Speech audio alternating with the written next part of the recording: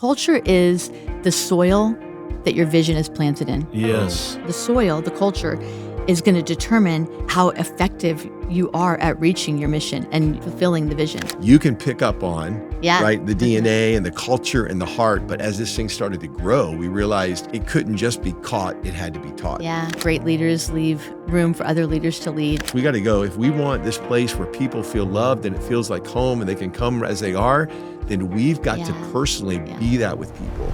This is a conversation I was really looking forward to talking with you guys.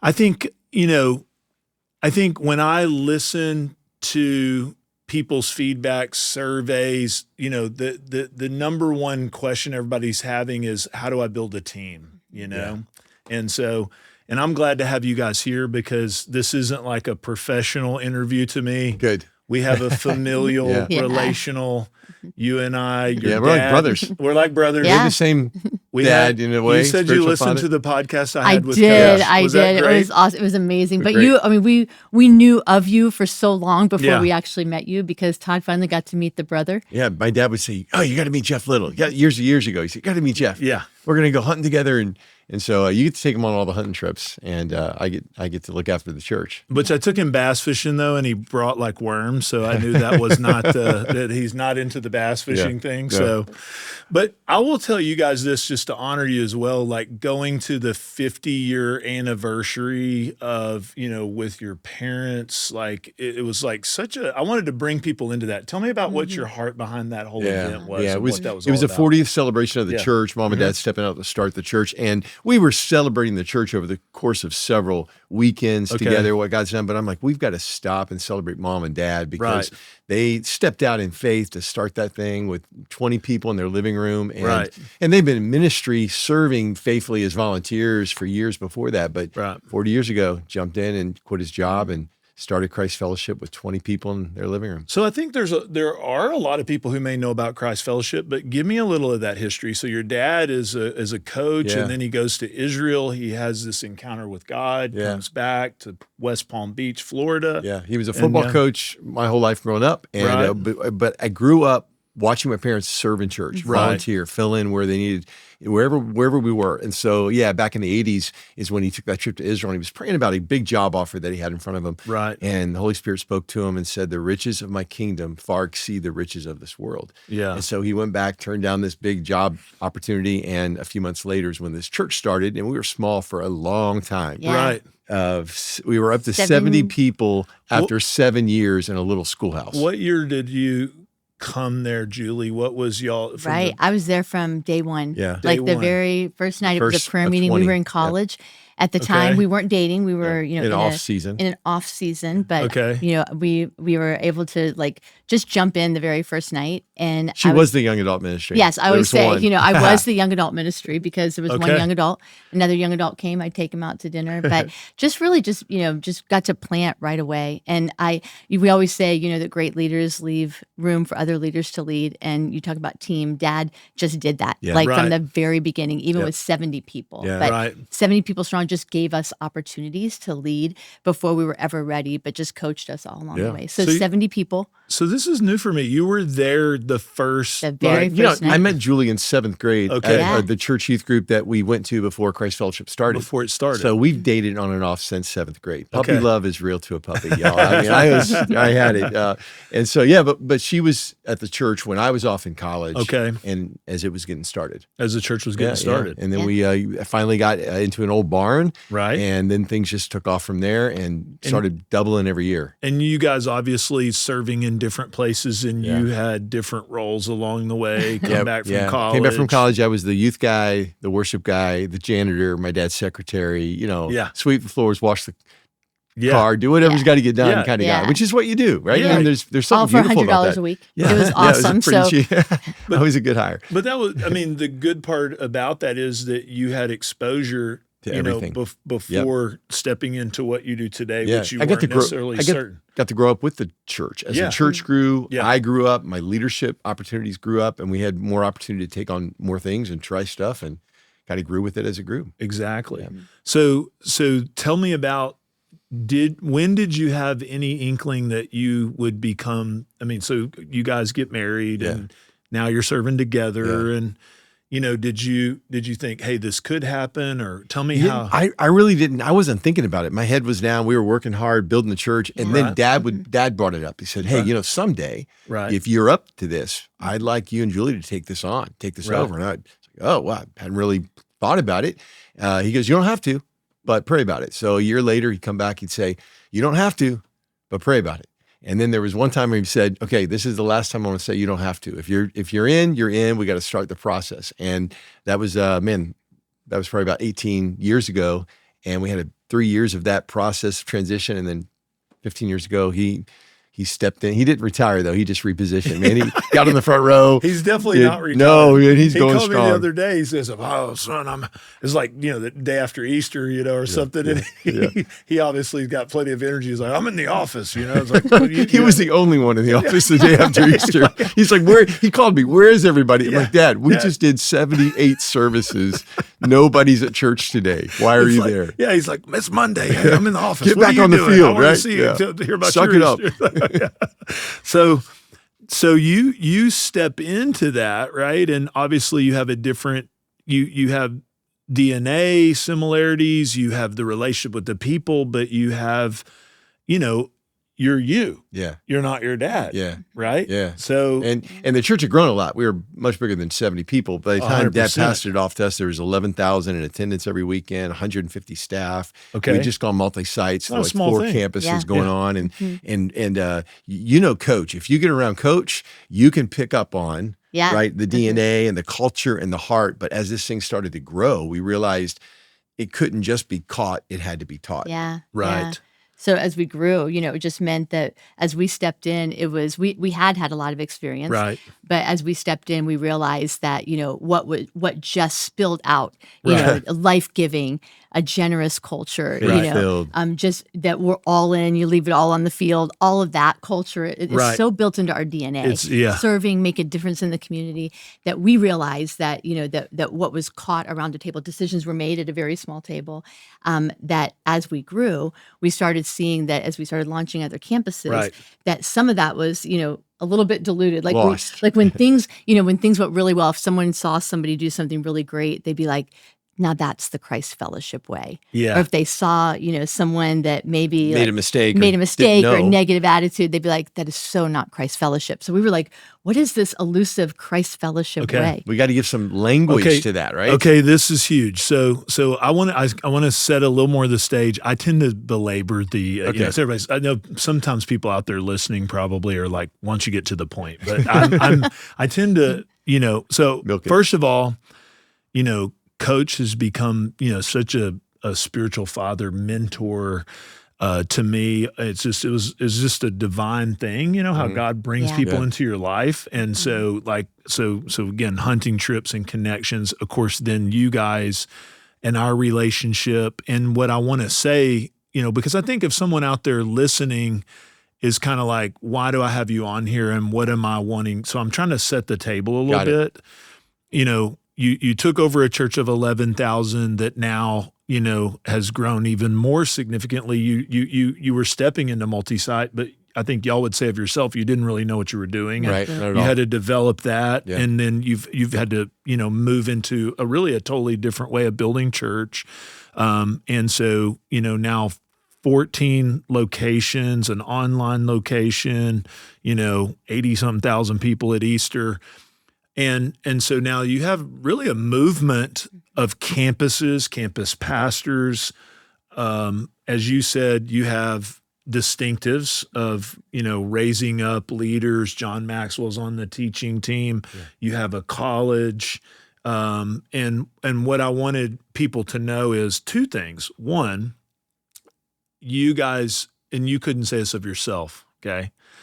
I think there's people who are good leaders, but then people wonder, okay, what about character, integrity? Because of my respect for Coach and respect for you guys, I want to say you guys are some of the best Christians I know.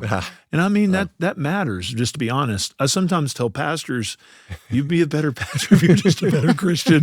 I'm just saying, there's kind of important. Tell them. Our neighbor next door is a widow, and she called Brandy, and she was all nervous. And like, she goes, I'm literally sick at my stomach to ask you to take me to my oral surgery appointment, and Brandy and I were driving, and Brandy took her, and she had to sit, and we just kind of take care of her. I'm kind of like, that's kind of like two of them in the Bible, pure and undefiled religion and love your neighbor. That's It's right. like widow and neighbor. Check. Right. We probably need to take care of that one.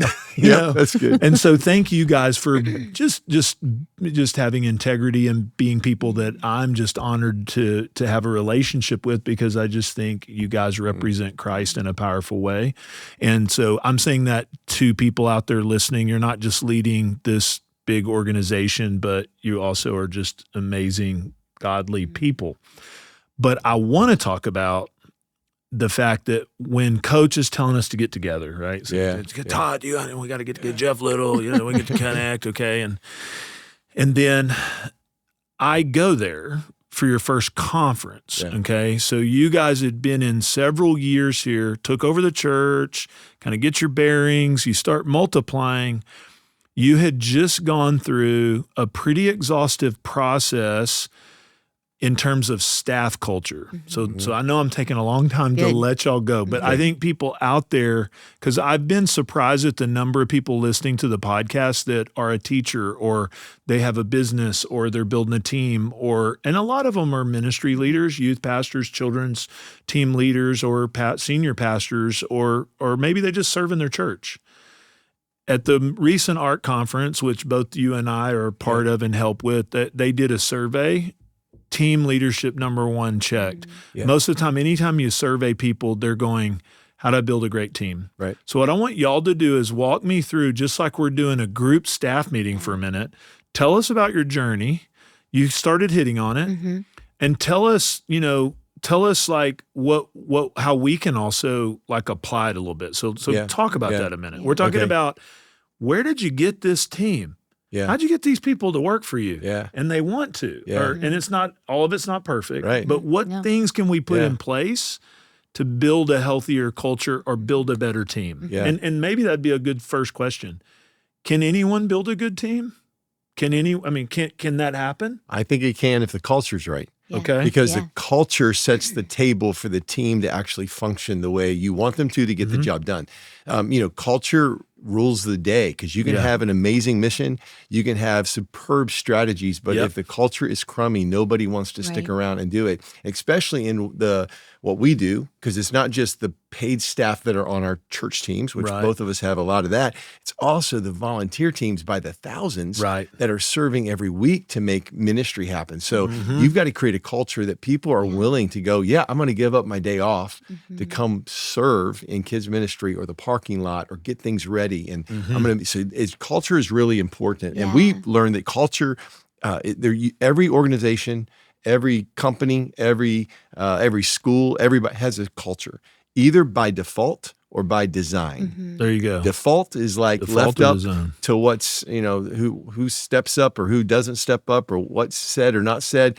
Design, it's articulated, it's crafted, it's very well laid out. Yeah, and I think that our passion, like, we are obsessed with this. So we're obsessed with building culture, with defining it and then defending it, right? There you go. Fighting for it. And I think that it kind of goes back from me, that when I was in high school, Todd was raised by incredible, godly parents. I had amazing parents, but they did not know the Lord when I was in high school. Okay. And our family was in an extreme crisis. Both my parents got divorced and remarried in a very short period of time, and I was just in looking for attention wherever I could get it, right? And so, and I got invited to church. I had no idea. Like, the only reason I showed up to a youth group is because they told me there'd be really good looking guys there. And so I had no idea when I walked through the doors, that white people had their hands in the air, what it meant to be saved. But when I walked through the doors, I experienced something I had never experienced any other place.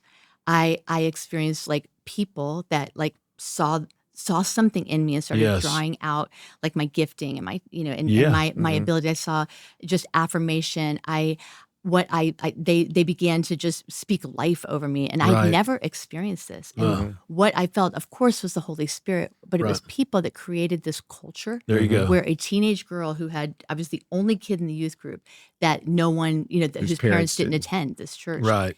And what I experienced was culture, and culture is what you feel in a place before anyone says a word. Yeah. Like it's what you can feel in a place good. before anyone can say a word. That's so good. And so, when I think about like what I experienced is that people that lived out the John 10:10 life, like that Jesus came to give us life and life to the full, this full, abundant life. They were such a reflection of that people that made living for Jesus so attractive, it took away my taste for anything the world had to offer.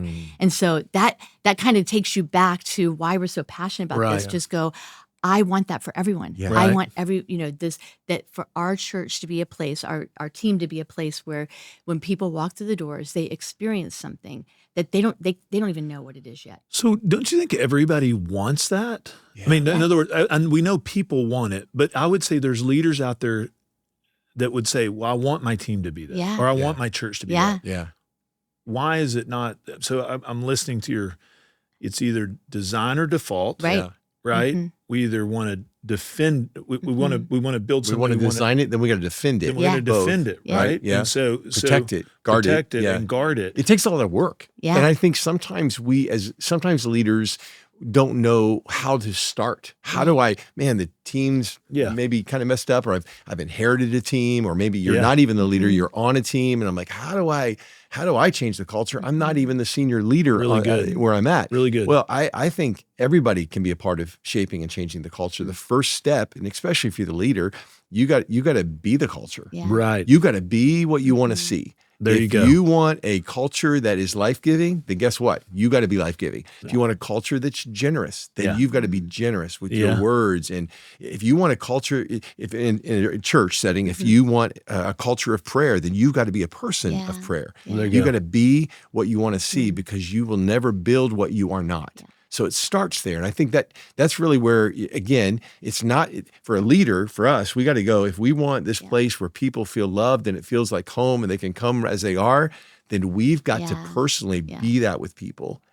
First. Right. I really like this because I think it helps somebody. They're like, okay, I took over a team, or I took over a church. It's like, I know the culture's broken. Yeah. Where do I start? Yeah. And I want to say this because I think this is big. We share so much today. We have podcasts.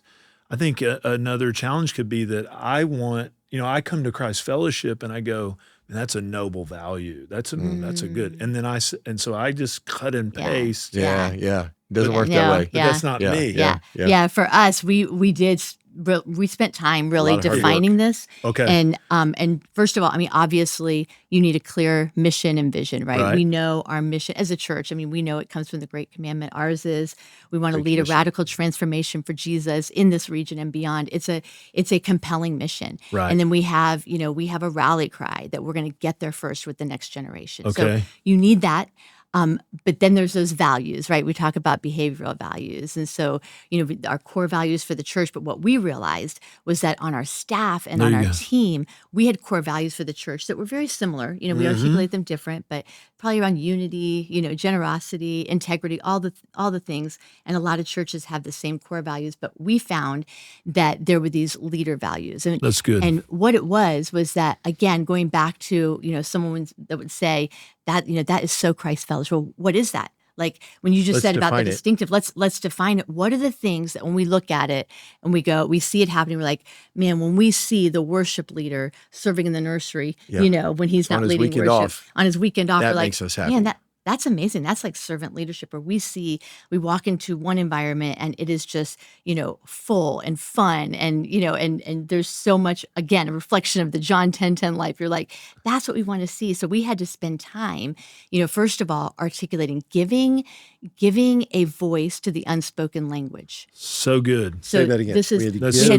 We had to give a voice to this unspoken language, this thing that people would feel, that why is this place so life-giving? So first of all, we had to articulate it. And isn't it said that most of the time on a team or a staff, people leave because of the unspoken, it's not usually the written things, it's the cultural nuances. That they just like, I don't know, and I'm not sure if I fit, and I'm not sure if I understand what's expected of me. Right. Well, these values, we call them our leader values. Your leader values. They actually are descriptive and prescriptive. They describe who we are at our best, but they prescribe what you're going to do. So you have an action connected to it. It's a prescription. It's like, you might not be this yet, but this is what we are. So let's give an example. Okay. Well, wait a minute. Before we go to example, how did you, so let's dig in it a little more. Yeah. We're having, we get cultural carriers. We get together. So someone out there, they're like, okay, well, I gotta find out what these are. How long did that take? So we went away for about 3 or 4 days with a mentor in our life. Okay. And he pulled these things out of us. He starts asking you. Tell us why. Tell us what you see, when you see it in your organization, what you like, why you like it. And we put it on this whiteboard, and then we pretty much begin to drill them down to like these 10 core leader values that we want to see. So then we articulated them in catchy phrases like ministry is a get to, not a got to. Okay. What I'm a part of is bigger than the part I play.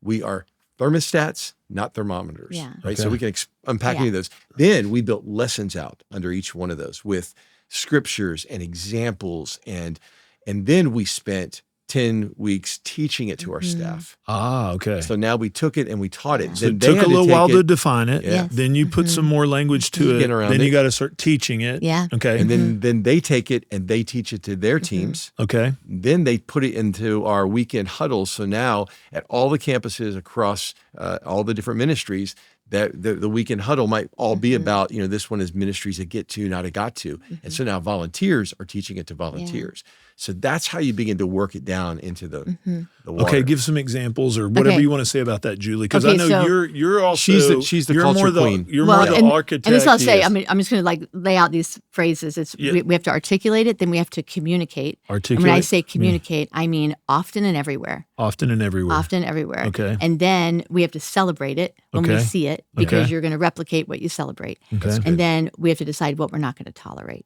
Because you can't tolerate when things are countercultural or subculture. So an example would be, one of the examples would be that we are servants and stewards first, that titles are for organizational clarity. That's just a trademark. So when of the leader, it's a trademark of coaches' leadership. For the longest time, we did not have titles. Everybody just kind of. We didn't have an org chart. We didn't have an org chart. Because we're all servants. Yeah, we're all done. servants and stewards, right? Right, and but we had to eventually get an org chart for so that people knew what everybody's supposed to be doing, right? And so but we said we're not title driven. And so right in the middle of the word entitlement is the word title. And so we're not going to be title driven. And so we have one of our core lessons is, hey, we need to figure out early, that there's a difference between our calling and our assignment. There you go. That we are called to build church. We're called to disciple people, but our assignment's going to look. My assignment has been different. 40 years of ministry, it's changed about 45 times. Right. My calling has been the same from day one, and so really just that's become a mantra that our calling and our assignment are different. We've got to get these types of lessons are built into our intern program. It's built into our leadership college. It's built into our huddle. So just really unpacking that, that we want to have, we want it, when people come through the doors, they want a culture of just servants first. Right. And we celebrate that. When we see the campus pastor staying after a Kingdom Builders event, mopping the floors the night before, we're celebrating that in staff meeting. And, and celebrating when we see it. But we say another one is that this was so funny because the first time we did this lesson, we said, we are full of it. Yeah, like around here, it's going to be like a compliment. If someone says, you're so full of it. That's like a compliment. We're like, thank you, right? And so what that means is we're, again, a reflection of that full. We want to create environments that are full of it, full of faith, fun, and family. And fun, and family. Yeah, faith, fun, and family. So we tell our team, your job on team is to create environments that are full of it. Because joy is a serious business of heaven. Yeah. There you go. And people are beat down all week long, and we want this to be the best hour and a half. But that also means your team meeting. should not be a drudgery, right? That we want to create environments and spaces, and it dictates the kind of songs we sing in worship in middle school ministry. Yeah. We walked in one time, and they're singing like some song about how I'm a worm and I'm wretched decrepit and I'm wretched. I'm like, they're seventh graders. They're seventh graders, and that might be true. Of course they are, but we don't. We have a better word, We're not to singing that to over speak them. over Come them on. to worship. So those are Which environments again, that that's cultural, right? Yeah. Like in other words, Life-giving. different church contexts have different deep intellectual, more contemplative, more melancholic, more suffering. Right. Not that we don't all we know we suffer, obviously, and we join him in his sufferings, blah, blah, blah. But you're talking about like what we've chosen here. Yes. We feel like God has called us to, if we're going to err on the side, right? Yeah. We're going to be faith. We're going to have fun. Yeah. We want our kids going away from graduating from high school, going off to college, going, my church throws the best parties. Yeah. And so when we get together, they always know there's going to be something fun happening. They want to be there. They want to be, because if that can get in their spirit before they go off to college, it'll save them a lot of I love issues. it. And if we're full of faith, man, that means that wherever you are in the organization, you come prayed up, you come ready, because that faith's got to spill out of you when you're praying with somebody or counseling somebody. So we're glass half full, positive. I got you. Yeah. Servants and stewards means it's not my pronouns matter. It's not my ministry. Right. Yeah. This is not my department. Yes. This is all God's. We hold it with an open. There's a difference between a steward, exactly, that we steward this, and we hold it loosely. I love that. And if you asked anybody on our team, what do you do at the church, or what department are you over? They won't say the words that'll come out of their mouth 99% of the time will be, I look after youth ministry. I look after accounting. I look after, because we have trained them to say words matter. And it's not that you can't say I'm over. We're not saying that. But we want the culture to be of I'm just stewarding it. Yeah. And Julie and I feel the same way. Yeah, current assignment. We're interim pastors. We're all interim pastors. We're all interim pastors. One day we ain't going to be doing what we're doing. So we're just in this moment looking after the church. And it's not our church. It's Jesus' church, right? That's so good. Again, it's got to flow from us. Yeah. down. And this is so important, because the culture is the soil that your vision is planted in. Yes. It's the if we want our vision to move forward, that's so good. And it's the soil has to be healthy. It's going to the soil, the culture is going to determine how effective you are at reaching your mission and fulfilling the vision. Can I ask a very organizational? So you have organizational question. You have, like, say, an employee handbook, which would have the staff values. Is there a different iteration of that to when it would be given to volunteers, or is it the same list? In other words, is there a more detailed list for staff, or what does that look like? So we do have those list of values, and we actually start communicating those in the interview process. Okay. Because we hire for culture. But as far as volunteers go, the leaders they're called leader values, so they're going to hear those more. And in our leadership college, right? Our coaches that are higher level leaders, they're going to be held more accountable to those.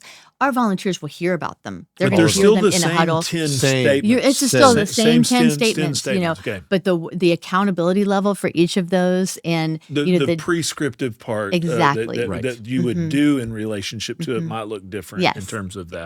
But they would know that. Leaders would know that. Okay. Yes, they would be given the same.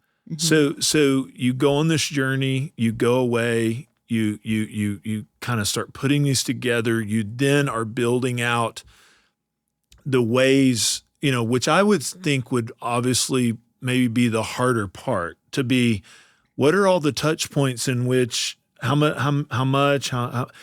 you know if you're doing it too much or not enough? So finding all the places people engage with it. And I'm speaking personally too, because I'm leaning into this and have invited you guys. I'm in that, because I pastored 3 other churches. I know we're all temporary pastors, because I've been to the fellowship hall, had a cake, and gotten a pen. And they God said, bless you. 6 months later, they go, Jeff who? But because milestones, starting it, I'm leaning on you guys because you're ahead of me, and I'm leaning on this. I feel like I'm actually asking these questions for the listener, but I'm actually sort of selfishly going, we're here to help. How do you, and I think, how long do you, I'm going to ask another question. How long do you feel like it took how long did it take to get that into the culture? How long do you think it takes for someone, if I interviewed to be on staff at Christ Fellowship, how long do y'all feel like it would take me? Yeah. It's a good question. How does that? Well, at the beginning, when we first did this, culture is an inside out job. And so we had to start with our leadership teams and then our central directors and campus pastors, then our staff. And it had to bake from the inside out so that wherever a volunteer pushed in, they were kind of getting the same thing back. Right. And we actually encourage our campus pastors that one of their number one jobs is to transfer the DNA and the culture of the church. It's not leadership, because if they think leadership's the primary responsibility, they're going to lead. They have to lead, but we want them to lead in the covering of the culture and the heart behind what we're doing. So we spent a lot of time at the beginning, and then they spent a lot of time then working it out through the different groups. And then, you let off of it for a while, and then it slips, and you got to go, oh, wait, culture slipped right there. We actually had a season a couple of years back where we realized, man, it just felt like our culture was off. Yeah. And there was a few areas that we kept going, that doesn't sound like us. And we had to pull some Did that follow a season of expansion? It did. It did. It And did. new staff members. And new staff. And when you asked earlier, said, how often do you communicate it? Much more often than you think you need to. There you go. When you start getting sick of hearing it, people are just now catching on to it. And we'll weave it into good reports at staff meeting. Yeah. Somebody will do something like, that's why we always say, what I'm a part of is bigger than a part I play, because you right there, you realize, man, God's doing something big here and you're a part of it. Hey, let me pause right there, because that's a real practical. I think one of the first things too that I got from you guys is you do a weekly staff meeting where people come, and that was an anchor thing for culture. Yes. Like how you actually had a meeting. We all come, we celebrate people, we do that. That was kind of part of the Christ Fellowship story even before this. Coach started that long ago. This sort of the locker room. Get in the locker room, let me coach you up. Yeah, we're going to celebrate what's going on. And Dad set that up way back when there was just, a handful of us that were starting the church. And so I would think somebody listening, when do you meet with your team? Yeah.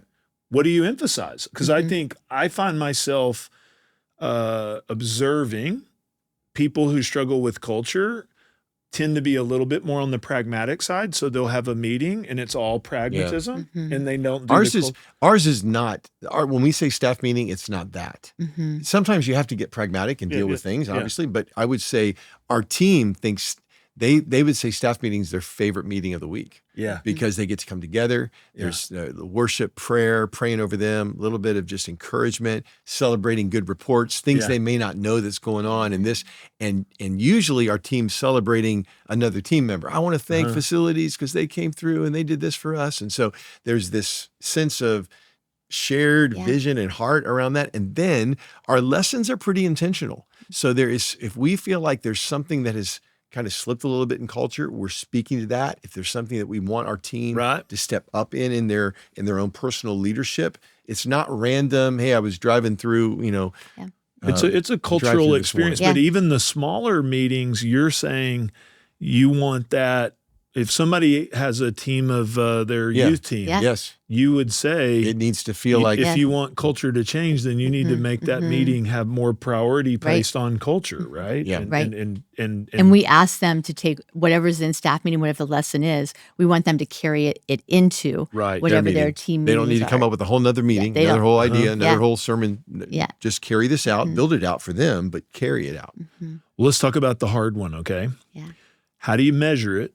And how do you know when is the time to say this isn't a culture? We're not a culture fit. Yeah. Again, I don't think anybody. We're all similar. Like, let's be honest. If you have values like life-giving and fun and celebrate, no one really wants to think about the fact that you have to measure whether someone.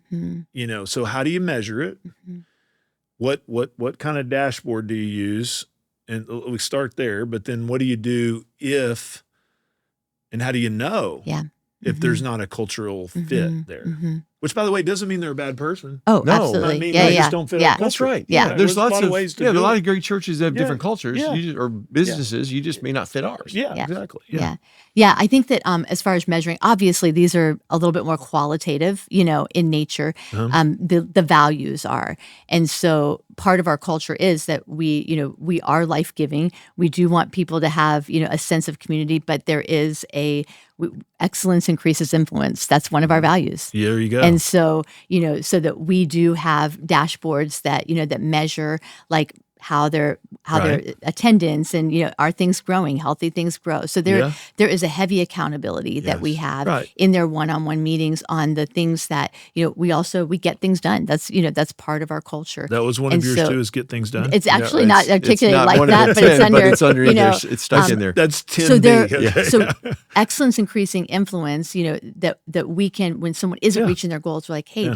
we point it back to a value, right? Yeah. And so there are, we have dashboards that for each of our areas of ministry, and then we have weekly check-ins with their supervisor. And what we ask them to do is that any type of, challenge that you might be having with a team member almost always points back to a value. So if they're, we're constantly measuring the behavior, or if there's something where someone crosses a line or isn't life-giving or and they're told to address it. Yeah. Like, hey, if they notice something that's off culture, our supervisors are supposed to have the conversation. And if they're meeting weekly, it shouldn't be longer than a week or two that you go, hey, I've noticed this was going on. Tell me about that. How are you doing? So there's an expectation of accountability when it comes to culture. Right. And we actually gave them some fun tools to use too. So you've seen those Snicker commercials where like the guy's like all upset because they're like, Marcia, Brady, it's like you need a Snickers bar. You're not yourself. Oh, now the guy turns into Marcia Brady or whatever. I mean, it's kind of funny, but it's all about the Snickers bar changes stuff, and they use a Snicker bar.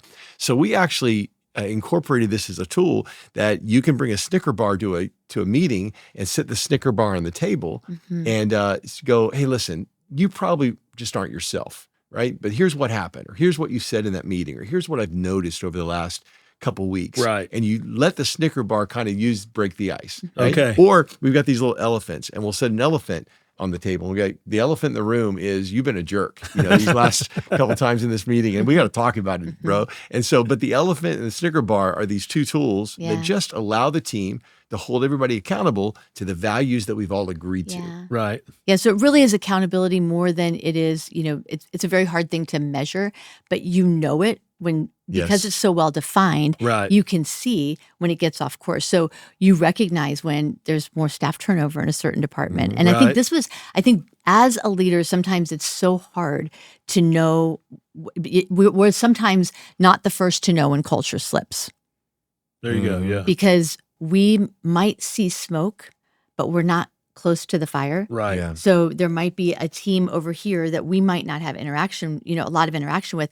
We're smelling smoke because we're seeing some things. We've got a feeling. Right. But it's our responsibility as leaders to go after the smoke. Right. Yeah. And that's where we realized when our culture got off, there was a few subcultures, going on. Some subcultures going on. Yeah. Like, and it's just what happens. A little smoky. And specifically, what we do at church, right, is so relationally intense. It's customer service based. It's people. So I know there's people listening. A lot of them do church. There's other business leaders. But when you have a very relationally intense model that you're delivering, those things show up. And I think a lot of people start talking too about middle, as your church grows. And then you have these people now that maybe have not had experience hiring people, and then maybe they're managing people. What would you do to coach us up? Let's say you're coaching me. Let's set this up, and I'm going to, I've approved for 3 hires and I've never hired anybody. Okay. Where do I find the people to hire? Yeah. What do I need to know? Okay. So, and then I end up now I have 5 people on my team. I've never been 5 people's, I'm looking over 5 people because I'm not their boss. Anyway, I'm looking over those 5. Okay. So what do I need to know? Yeah. Talk to me. Tell me, how do I get better at that? It starts with the interview. I mean, we let people know before we have videos that we send them about our values before they ever, while they're applying for the job. While they're applying for the job. And we are a fast moving, we have a high bar we work hard. We play hard and we work hard. Right. And we want people to know that. Right. Because sometimes that's another thing. Sometimes people get on your team and then they're surprised at the pace. We try to take out as many surprises as we can in the interview process. And even just some of our standards, of just, what it means. Like, it's a high bar. Ministry is a high bar no matter where you're 100%. entering. Even if you're an 18-year-old intern. There's a basic level of character standards. You guys also have a bunch of others. I mean, there's a cultural standard here. When you have excellence accelerates, what was it? Yeah, excellence increases influence. Increases influence. Mm-hmm. You just had Easter, and I've been to the West Palm Beach campus, and I can picture what it was like to pull up there on Easter. Mm-hmm. I mean, there were flowers, and the grass was green, and the building was white, and the kids area, and it was done nice. Not that but what are you trying to say to your community? Just like, y'all are coming to my house for dinner tonight. My wife was putting napkins out this afternoon. Why? Mm-hmm. We want you to know we're glad you're coming to our house, right? Yeah. That's what you're doing, right? Yeah. So not everybody has that, right? Yes. So you've got and we want them say, to know. no, we're gonna mow the grass. Yes. We're gonna we're gonna welcome the guests. Yeah. Right. And so you're just saying, I'm going down. Here's the character. Here's the standards. Yes. You may not want. This is different than. Exactly. And we say as a waiter, nothing wrong with being a waiter. Nothing wrong. And we would say, you know what, if this is an area maybe you're struggling with, or if you don't see things this way, this may not be the time for you to be in ministry. And so right. really, and then when they come on team, it is a culture. I mean, drop from the beginning. Julie helped write these classes that we were like, we can't wait for them to hear this in a staff meeting when it gets on the rotation the next Because time. what we realized, like we have a specific way that we manage conflict, because we value, we value unity, we value teamwork. We cannot tolerate unresolved conflict. Okay. And we can't tolerate. So we address it. So the first month they're on staff. How we handle conflict. How we handle conflict. Because otherwise you're depending on their history, their background, their family. Yes. We fight it out.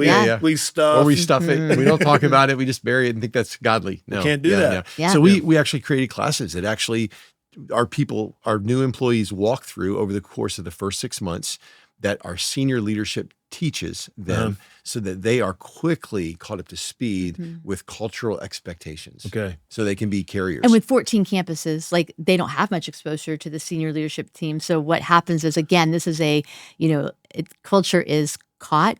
It's also taught. Practically speaking, so the senior leadership team teaches it. Is it video? No, they don't teach every week. This? They come in together. This is an in-person experience. Pre-staff meeting. They come in once a month. Yep. Once a month. Yep. And you're going to do a culture for new team members. Yes. And then senior team members are going to teach that value. Yes. That's powerful. Yeah. All those values. Giving and generosity, serving, So I'm going to interview. You're going to send me some stuff about you guys, and I'm going to have something to look at. I'm interviewing. Then when I get hired, now I'm going to enter into a sort of process 6 months that I'm going to get the download. As well as all the other stuff the staff are getting. So you're getting this extra dose of vitamin C of who we are during these first 6 months to get you up and going. Yeah. And the principle is, no matter what size someone's church is, no matter what, if they're the youth pastor, whoever they are, the principle of what you're saying is, most of the time when we have this problem out here, we have to fire somebody, the mistake was made when we hired them a lot of times, is what you're saying. Yes. Because we didn't have an honest expectation. Right. Well, a lot of times we get into chemistry land. Oh, I like them. They're great. Oh, I think they can do it. Look, or we're desperate. Yes. I mean, you're we down. Made both of those mistakes. Yes. I mean, you're desperate. When you need a children's director, you need a children's director. We don't even let any one person hire anybody anymore. There's a team of people that hire and interview, so you get a better perspective. But you make them go through this. It's pretty extensive to get hired. I think you need to really lengthen that out a bit. Specifically in church too, because you can, there's a spiritual component. You can kind of feel like it's a noble mission. And then we know who have done this our whole lives. Like, I've told a lot of people, I would rather you just be a great member of our church than if you're not really called to this to come over here and then you and I's relationship. Because I'd rather us have a good relationship, you be in the church, then come over here because it's a lot different over here. Yeah, Right. they just think we're going Right. to walk around and sing worship songs Yeah. to each other in the hallway all day. We're like, We're no, so glad we're gotta on a get, church we staff. got to get some stuff done. Yeah. We got, Jesus is Yes. coming back. We got to work hard. Come on. And that is something we really address early on. This Yeah. tension, like Yeah. we live in this tension that, are we a professional work environment or are we a spiritual family? Yeah. And the answer is yes. Yes. We're both. Yeah. We are both of those We're things, both, but yeah. that learning how to master that Right. tension, Yes. it takes, Right. it takes time, it takes skill, but we call it out at the beginning that this is Right. going to Yeah. it's going to get awkward Yeah. sometimes, Yeah. Yeah. and we It's talk to our complicated. supervisors about, making sure that what hat you have on and you Right. let the person know. Yeah, I'm because putting on my supervisor hat now. We're going to talk about this. I'm still Right. your friend, and we're going to go to dinner next Yeah. week. But Right. right now, I got to hold you accountable. I'm your brother and your boss. Yeah. Right? That's so good. Yeah. Yeah. So tell me about if I've got for the first time I'm managing 5 people. What are 2 people? Someone listening out there and they go, well, I've really not had to manage a team. Mhm. And so what would you coach me on if that's new to me? What do I need to, because I know I have people, I would like you to share this with people on our team, Yeah. because when you're in a growing environment, people end up getting Yes. to new places of responsibility. never let anybody. They never Yep. had to We've done be that. like, Yeah. I've got this young family and I've got this single female here who's, she has no parents or family here, and she's leading, and I got somebody here that's in their 60s and their spouse is, Yeah. in other words, what would you tell us? Give me 2 or 3, 4 thoughts of what can make me better with Well, the that. first thing I would say is clarify the expectations. Yeah. Sometimes we have unspoken expectations. Yeah. We have unexamined expectations. We think they should be doing this, but we've never really, it's not really in their job description. And so sometimes job descriptions, I don't know that, you got to have them, but really I think coming over and saying, in addition to the job description, I want to write out the expectations for you so you know that you're winning. I want you to win. I want to help you win. Yeah. I want to pause there because I know Julie's probably got a list of 7 or 8, but I don't know how many times in the last 3 weeks I've said back to church. I'm speaking a little to church, brother. It's hard to be honest with each other, right? Like what you're really talking about is I need to be honest. If I have that expectation, I've got to muster the courage to go, what I'm really saying is I need you to do, and I think majority of people's personality, it's complicated because we are, spiritual brothers and sisters, I think it's hard. Yeah. You don't have to be a jerk. You don't have to be mean, but you got to be clear. Right. Yes. Yeah. And I Yeah. think clarity is kindness. Yeah. Yeah. Right. If you're Absolutely. clear, you're kind. And so we even approach, hey, I want to be clear because clarity is kindness. Yeah. I want to set the expectations clear. Any questions, you understand? Yeah. And then I'm going to help you set your priorities. There you go. I'm not trying to micromanage you. Yeah. I want you to win. So I'm going to make sure you know Right. what is most important on this Right. list to me. Yeah. Yeah. What would you add? Well, I would say, because you said, I've got 2 people, I've never done this before. Uh-huh. We started to institute something called a 30, 60, 90. Okay. And these are your expectations for the next 30 days, the next 60 days, and the next 90 days. Because right off the bat, what you're doing, it's like a development plan for them just coming on the team. Okay. And I love what you said. You said, I've got the single mom who, moved down here without her family. And, and as as someone who's responsible for the people that you're leading, that really you can't be all their end all be all, but you can connect them too. Right. That's good. And Right. it's our responsibility. We went through this whole season because, again, part of having a really tight culture with longevity is that there's a shadow side to longevity. That when new people come in, close can feel closed. There you Say go. that again. There you go. That Close. A close-knit team can feel closed. Right. A couple different ways. Like, first of all, you've got established relationships. Right. And again, Right. this happened when we entered into, we had a growth spurt. We needed more team members. Yeah. And so you had established relationships, but then you also had these, we have our leader values. Everyone knows them, but we've been in it, several years now. So it's kind of a second language to all of us, right? I'm not in the story. I'm not in the barn. story. I'm not in the thing. I'm not a in part it. of the, yeah. And so these new people come in. So Yeah. when we saw this, we saw people coming on our team, and great team members, like they've been with us forever, but they had gotten a little bit comfortable. And we had people that needed to learn how to fly, and they were sitting next to someone who wasn't teaching them how to fly. They were on autopilot. Oh, okay. So they were pressing the button. Yeah. And so The what new we people said coming was, on needed they needed- somebody to coach them they and needed teach flight them, training. not just They say, didn't you need push to that go button into and run. autopilot. Yeah. So we had to go, hey guys, you need to, I know this might be taking a few steps back than where There you you think go. you should be, But this 30, 60, 90 development plan is really important. It's going to help set the course for them, so that they can be successful. So I really believe this will help people be clear, be honest, but be clear about expectations. Number 2, one of your dangers is that you have to go back to A, B, C, D, and it might have been a long time since you've even thought about it. And you learn, when you're managing people, you learn to be more clear and to simplify and to go back and to no, actually, let me tell you, this is an airplane. This is the gas. And they're like, oh wow, it's the engine. And it helps. So being clear, 30, 60, 90. When I hear you say that, tell me if it's true. You probably know that, isn't it pretty quickly determined within a certain period of time whether somebody's going to stay on the team, right? Yes, and we set that up that way to go, they're not on a trial basis, but at 90 days, you should know, especially if you've made it clear. And they should know whether this is working or not. And we actually build in a 90-day review at that point, so we try to, but just getting there, making sure that you're articulating it, make sure you have those, those touch points with them.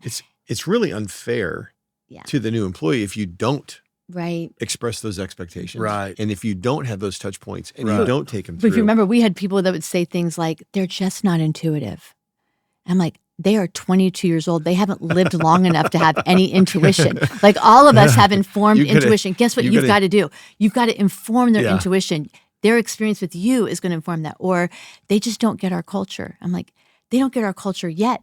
Guess who gets to help them guess the culture? That's your job. That's good. This is, I really think it's good. This is what we're called to do. And so if you say, well, I want to do good as a manager and have a team that, makes it and does well, there is a window there of that first 4 to 6 months of their whole process and their experience will determine a lot of times the longevity of how they do. So that's like a baby. Yes.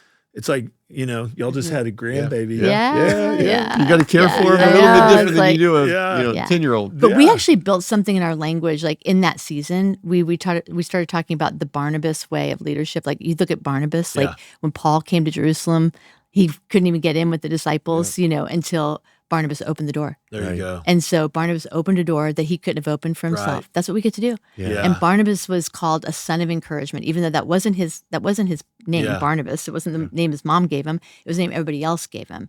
And that word encouragement comes from the same root word as the Holy Spirit, paraklesis. And you go, that coming alongside, strengthening. You go, this is what you get to do. You get to open doors people can't open for themselves. You don't have to, you need to help that mom find community. So because a big part of whether they're going to make it on our team is going to be if they find that community. They just came into a place, they don't, again, they're not part of the story yet. So you've got to help them find it. So if you're a production person, and you've got a 22-year-old production guy coming on the team, you help him find his way to young adults, right? Yeah. You don't point him, you walk him, right? Isn't it kind of parental though too? You kind of, even if they're, no matter what age, you kind of see it as holistic. That's another thing I think that people miss is it's holistic. These are people that have all kind of dynamics to their life other than just us sitting down and saying, this is your production requirements. And so seeing all of that, And I think in church world, it might be a little bit different, but maybe not. But I really believe they're not going to care about your vision until they know you care about them. That's so good. They're not going to care about, the vision and the for us, get there first. They're not going to be bought into it until they know that you care about them. And so this is all, for us, you're right. It's holistic. We've got to care for them as not just so that they're great students. When they leave us, they may not be on staff forever at Christ Fellowship, but when they leave our team, man, I want the season that we've been called to steward the call of God on their lives. That they're not just better student pastors, but they're better husbands. There you go. Better that they're better fathers. They're better that people. They're better friends. So that good. they're better Christians, right? Because they were on our team. I want, if they left less of a Christian than when they came on the team, that would be pitiful. So that's the culture we want to build. Well, and I think we try to do the best we possibly can in the area of compensation, but I think where a lot of people miss it is there's all these other intangible benefits that you offer. When you're offering development Yeah. and other areas that you're enriching their lives. Mhm. If you could begin to see what are these categories outside of pay Yeah. that I could Yeah. increase Bless their them and help them, account, you Yes. know? Yeah. Yes. How often do you find where you find one of those teams? I'm digging in this. You're like, there's this team, and it's like we're measuring it. It's not doing good. Yeah. Mhm. How often do you find, like, what do you find? Like, I think sometimes, just meeting with them. Mhm. This is what I found. Sometimes they don't meet. They don't ever meet with Oh, yeah. the people, right? Like, what are some key indicators you're finding? That's so huge. Just like teams, like please don't call it a team. If you Like never- teams practice together. Yes. They play games They together. review the tapes. They Yeah, review that's tapes what together. They teams go do. over fundamentals together. Yeah. So if you're not meeting, that's not called a team. I'm not sure what we would call Yeah, that, yeah. but that's But like just the power of a one-on-one. Yes. Yeah. How powerful is that, Yes. right? Yeah. If You got someone's saying, consistency in Yeah. that one-on-one. Again, Yeah. consistency in what you're not getting together just to have coffee, but you're actually Yeah. working through what the expectations are. What we've found, if there's a group that's where culture is shifted, it always goes back to the leader of that team. Right. Always. Because it may not be the leader's problem. That's right. right, It may But be they're somebody on his tolerating team, but they're something. tolerating it. right. And we're dealing with one right now where he has just tolerated some bad problems on culture and attitudes Yeah. for far too long that Right. it just became this. Why did he tolerate it? I don't know if he knew how to deal with it and then he didn't ask for help Right. on how to deal with it. What else would you think? Well, I would say too that tension we talked about, spiritual family, Yeah. and Expectations. and the expectations we have, Uh-huh. that, and there are times we have to have hard conversations. Like Right, this yeah. is we are spiritual family, but Right. at the same time we are stewarding. Right. Like we're Something stewarding sacred. something really, really sacred. And Right. sometimes you have to, what is best for that person. As a leader, we don't get to look through one lens Right. and go, what's best for that person, to coddle them, to, Right. oh, they're going through a rough time, where, they can be pastored, but they can be pastored someplace else besides on a team Right. with a Yes. job, because They have to get their job done. they've got to get their job done, Yeah. and we've got to be So responsible for that.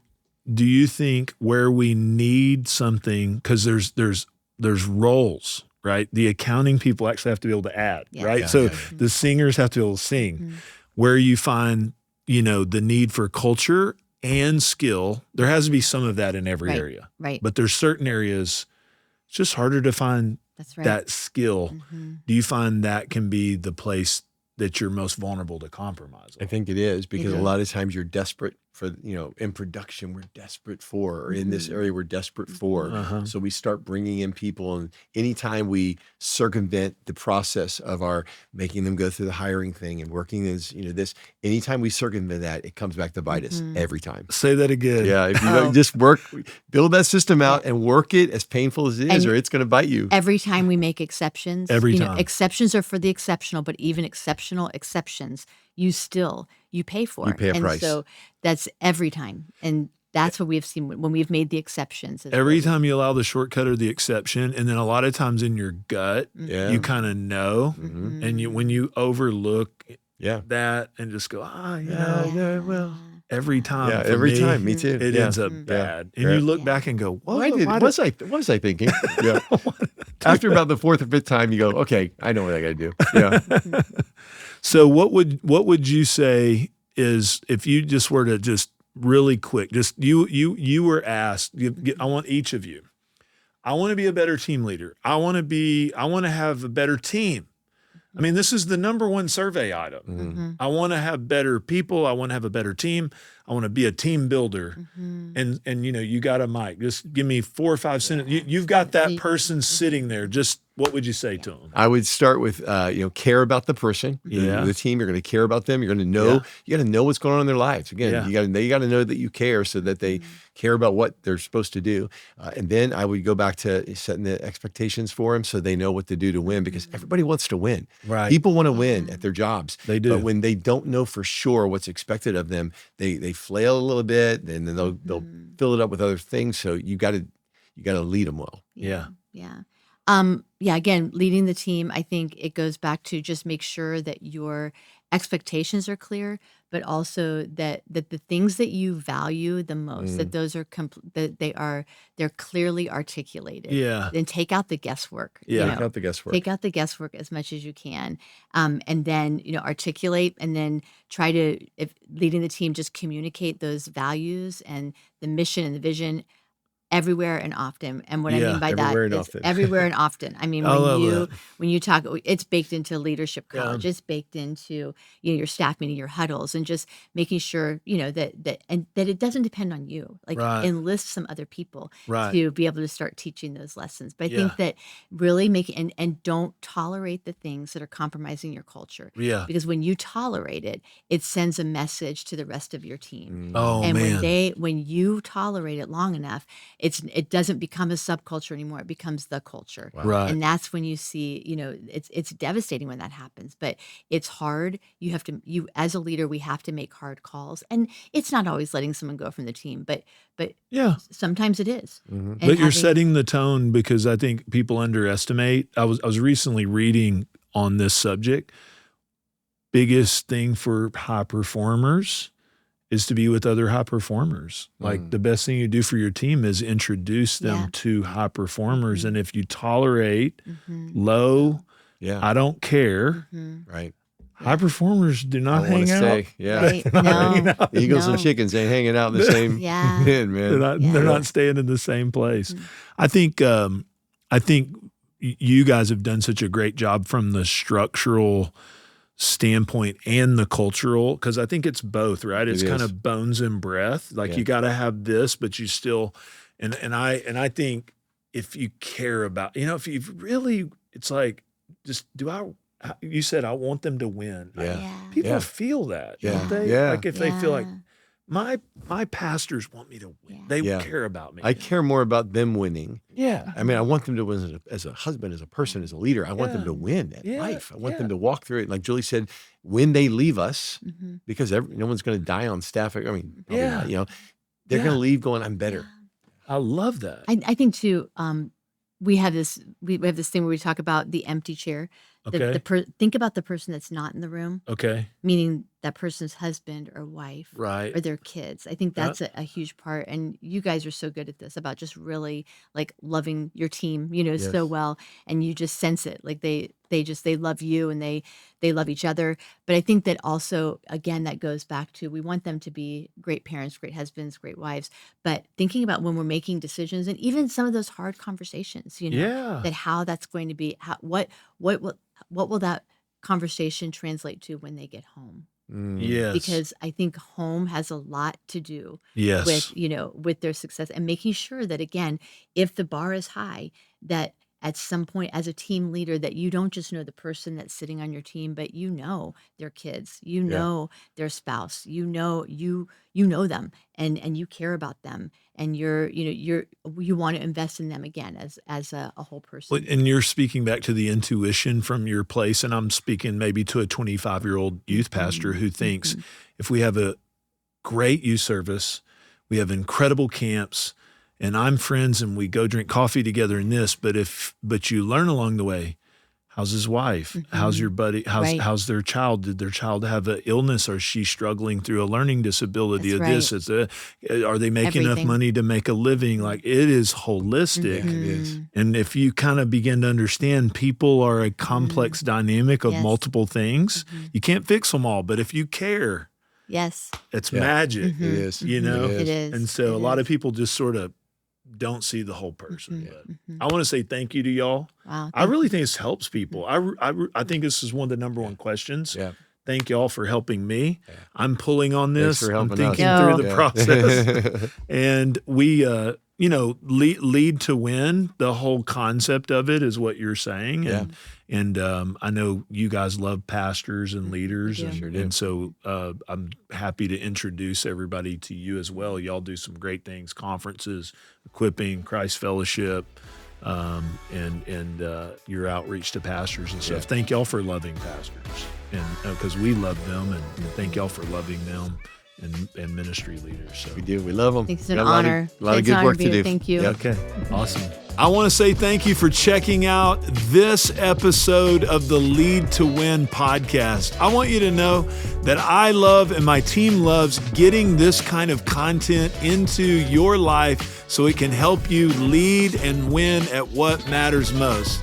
So I'd love for you to do me a favor, like, comment, especially subscribe if you would, so that we can make sure that we're able to get to you some of the things that are going to help you lead to win.